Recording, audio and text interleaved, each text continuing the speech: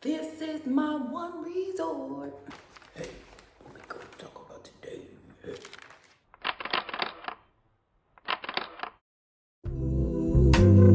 Dance sister, smile sister, laugh sister, cry sister, yo pride sister, don't hide sister, show the vibe sister.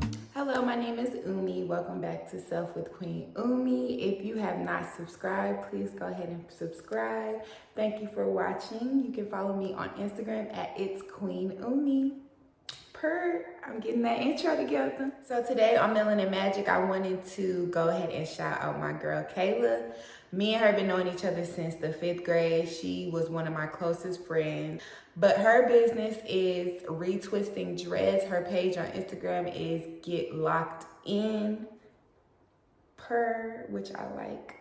And she is in the Dallas Plano area. Although if you know me, then you know that I know Kayla from St. Louis. But yes, she does live in Texas as well. If you're trying to get locked in with Kayla, hit her up. So today I wanted to talk about childhood trauma.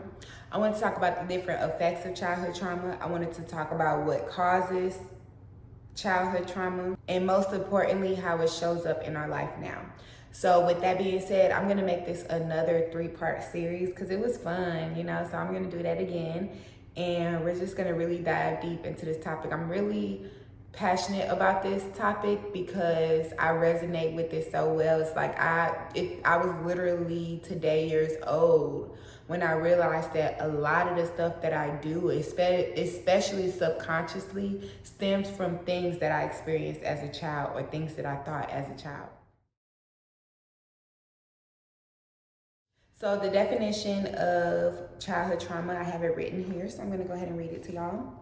It states experience of emotional pain and depressive events resulting in lasting mental, physical effects. So the reason why childhood trauma is so important, because what a lot of people fail to realize is as children brains are being developed at an extremely rapid rate, right? Kids are sponges, like that's the thing.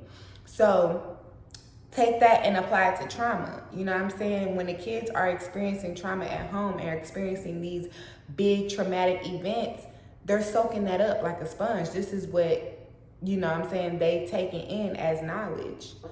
Children brains are not fully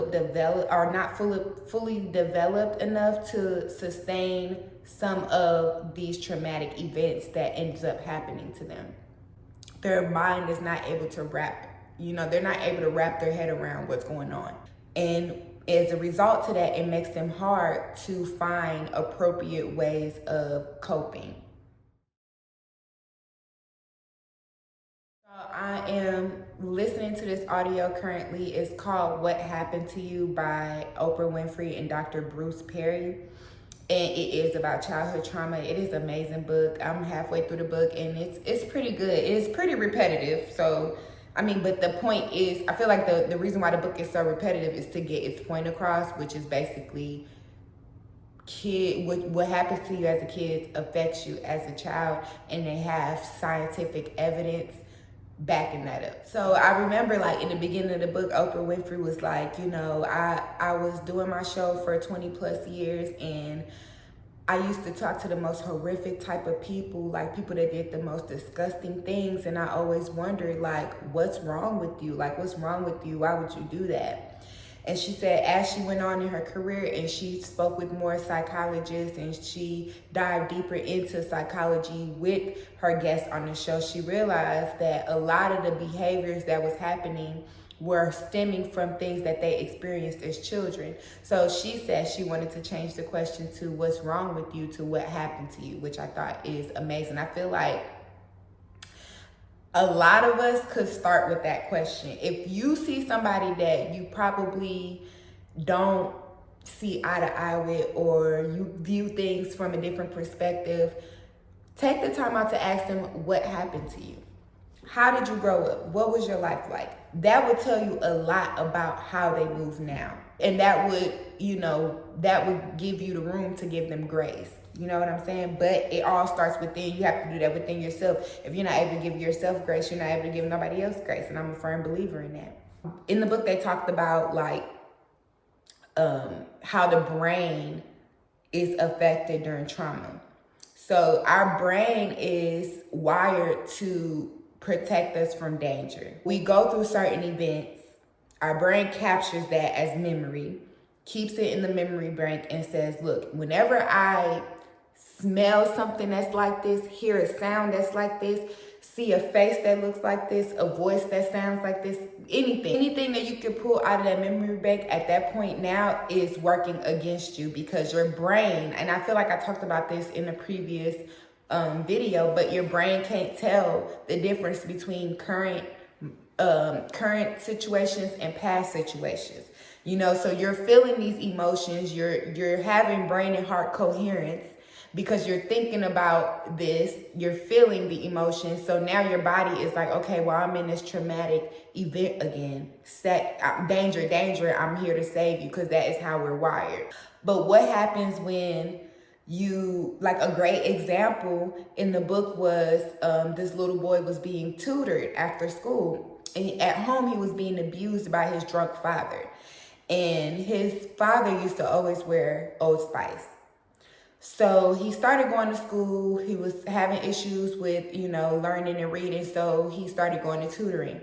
But him and his tutor did not get along. He did not respect him. He literally couldn't deal with him. Like, he couldn't be in the same room with him or anything. And of course the teacher took it as, oh, this just a little bad boy. He don't, he need to get it together, and he don't respect adults and this and that. Not realizing that every time the tutor came near him wearing Old Spice, because that just so happened to be his cologne as well, that triggered something in his brain to where he knows that this is not his father. He knows that this man is here to help him, but his brain is telling him, no, don't ignore the red flags, because remember last time what happened when you smelled this smell. Take that and apply that to everything in life, and that is what childhood trauma is. Take that and apply it to all the events of your childhood. I take one recent, and I'm not a child, I'm an adult, and this happened recently. Like, my first car accident, I was like 19 or 20, and I remember that I ended up T-boning a taxi car. But it was still his fault, although I T-boned him. You know what I'm saying? I had the right of way because it was a green light, and he had to wait. He was making a left turn, so he had to wait for me to pass to make a left turn. But he tried to hurry up and make the left turn before I kept going, and had to come to a halt because it was traffic, and I slammed into him. That was traumatizing. I remember as I was slamming to him, I was looking at the light and it was green. And I kept thinking, like, why am I getting into a car accident and the light is green? I don't understand. Fast forward, I am 20, at the time I was 25. So fast forward 5 years later, I'm in the car with my cousin. We're driving down the street talking, I'm driving down the street, boom, I get T-boned at a green light. And the person kept going. The person just kept going. And my cousin got out the car and was like literally running and screaming, was like, oh my God, they're leaving, they're leaving. She got in the car, was like, Umi, take a picture, they're leaving. And I remember my response was that a green light or a red light? Like, at that point, I couldn't focus. I was going through this association, because I couldn't even grasp what was happening around me. Like, because of the experience that I had before, and then a similar experiencing happened again. I'm getting into a car accident, it's a green light. You know what I'm saying? Like, so I couldn't even appropriately respond to the situation. Like, anybody would have got up, tried to take a picture, but I was like such in a daze, I guess, that I couldn't even respond. Like, I remember me and my cousins talking about it afterwards, and she was like, you just sitting there looking crazy, talking about is a light green. And I'm just like, yeah, I was really traumatized. Like, but going back and reading this book and seeing like, okay, that was a trauma response. Like, that, what I did there was a trauma response. That's disassociation. I couldn't associate myself with the situation that was happening because I was going through a traumatic event again. Emotional abuse, physical abuse, psychological abuse, neglect, anxiety, domestic violence, school bullying, being a victim of a crime, and a natural disaster.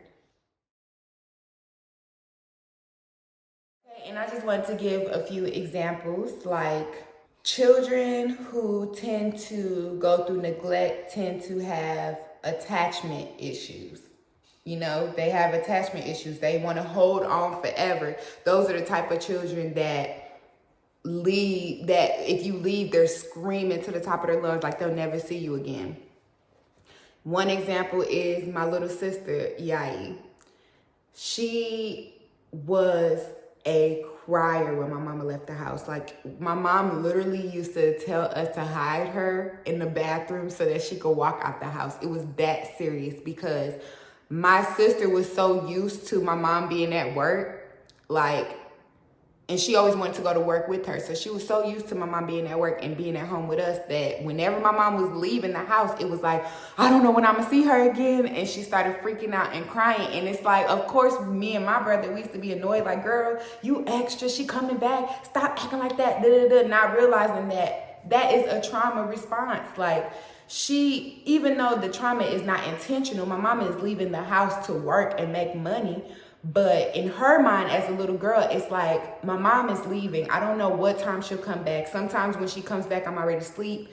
Sometimes when she come back, you know what I'm saying, it's early in the morning. Like, I don't know when she's coming back, so I don't want her to leave. You know, that's a trauma response. So for children who may go through physical abuse, they may suffer from things like body dysregulation.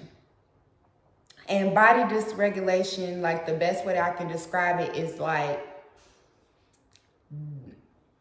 a delay, or it's like a delay or overstimulated sensory. Example of body dysregulation is a kid that flinches all the time. We all seen them mamas at the grocery store where the mama reach up for the cereal and the kid start flinching. That means that kid gets hit way too much, and it's traumatizing. Like, literally, you can't even scratch your ear without your kid blinking, thinking you about to smack them. You know what I'm saying? So that is an example of body dysregulation. So that is all I have for today. I definitely wanted to give a light overview of childhood trauma. I want to definitely dive deeper when it comes to attachment styles and how it shows up in our relationships today. So I'm looking forward to making these next few videos because, like I said, I'm really passionate about this topic. So I definitely feel like it's worth talking about. I feel like it's worth having a conversation. I feel like anybody that you have a relationship with, whether it's romantic, platonic, business, knowing a little bit of their background and knowing how they were brought up will give you a lot more understanding of where they're coming from when it comes to certain things. So thank you so much for watching, and I will see y'all in the next video.